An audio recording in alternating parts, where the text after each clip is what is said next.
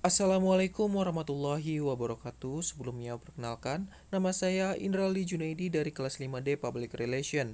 Di sini saya akan mempresentasikan UAS opini publik saya. Isu yang saya angkat yaitu PPKM level 3 saat liburan Natal dan Tahun Baru. Isu PPKM level 3 ini dikemukakan oleh Menteri Koordinator Bidang Pembangunan Manusia dan Kebudayaan Menko PKM Muhajir Effendi di mana mengatakan PPKM level 3 berlaku di seluruh wilayah Indonesia selama liburan Nataru, Natal dan Tahun Baru. Antisipasi potensi peningkatan kasus COVID-19 pada liburan Nataru pada Rabu 17 November 2021 secara daring di mana Muhajir menjelaskan kegiatan dilarang selama PPKM level 3 ini. PPKM level 3 ini akan berlaku mulai 24 Desember 2021 sampai 2 Januari 2022. Berikut merupakan rincian apa saja yang diterapkan selama PPKM level 3 selama liburan Nataru.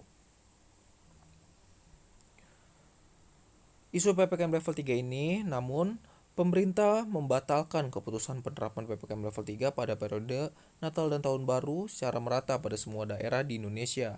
Dengan demikian, penerapan level PPKM selama Nataru ini mengikuti asesmen situasi pandemi sesuai yang berlaku di setiap daerahnya, di mana Luhut mengatakan pemerintah memutuskan untuk membuat kebijakan yang lebih seimbang dan tidak menyamaratakan pemberlakuan PPKM ini, di mana hal itu karena penguatan 3T, testing, tracing, dan treatment, dan capaian vaksinasi dalam 1 bulan terakhir itu. Dan selama Nataru, syarat perjalanan jarak jauh dalam negeri yaitu wajib vaksinasi lengkap dan hasil antigen negatif maksimal 1 kali 24 jam sebelum keberangkatan.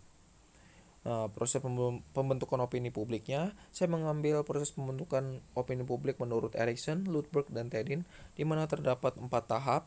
Tahap pertama yaitu munculnya isu yang sangat relevan bagi kehidupan orang banyak, di mana PPKM level 3 ini berlangsung di seluruh wilayah Indonesia selama liburan Natal dan Tahun Baru. Yang kedua, isu tersebut relatif baru sehingga memunculkan kekaburan standar penilaian ataupun standar ganda, di mana isu ini terbilang baru menjelang liburan Natal dan Tahun Baru, memberikan penilaian pro dan kontra terhadap isu tersebut, di mana penilaian publik pro-nya itu pemberlakuan PPKM ini karena bahwa bahaya COVID yang masih ada dan belum meratanya vaksin COVID-19. Dan yang kedua juga, penilaian kontra diberikan publik mengenai bahwa adanya sudah rencana untuk liburan, bahkan sudah membeli tiket. Yang ketiga, proses pembentukan opini publiknya itu adanya opinion leaders ataupun tokoh pembentuk opini yang tertarik terhadap isu tersebut, di mana tokoh pembentuknya itu Menteri Koordinator Bidang Pembangunan Manusia dan Kebudayaan Menko PMK Muhajir Effendi, di mana mengatakan PPKM level 3 berlaku di seluruh wilayah Indonesia selama liburan Natal dan Tahun Baru. Yang keempat, mendapatnya perhatian pers hingga informasi dan reaksi terhadap isu tersebut diketahui halayak, di mana banyak sekali media massa yang menanggapi isu tersebut dan sudah tersebar kepada halayak. Antara lain media massa yang mengangkat isu tersebut yaitu Detikcom, Kompas.com, Tempo.com, dan masih banyak media massa lain yang mengangkat isu PPKM level 3 saat liburan Natal dan Tahun Baru.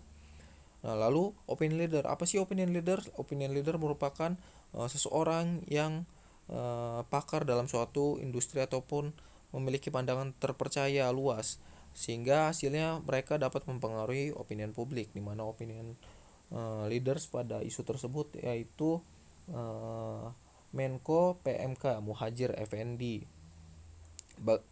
Peran opinion leader sebagaimana untuk menyebarkan informasi yang dapat dipercaya kepada masyarakatnya dan mempengaruhi sikap dan tingkah laku orang lain untuk bertindak sebagaimana mestinya.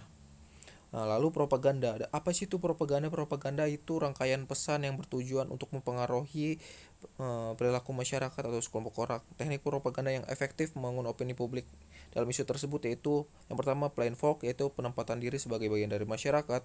Yang kedua card stacking, yaitu memiliki ketelitian terhadap yang pernyataan yang logis dan akurat. Yang ketiga ada bandwagon, yaitu mendorong halayak untuk bersama-sama mencapai tujuan dengan perasaan menang dan pasti.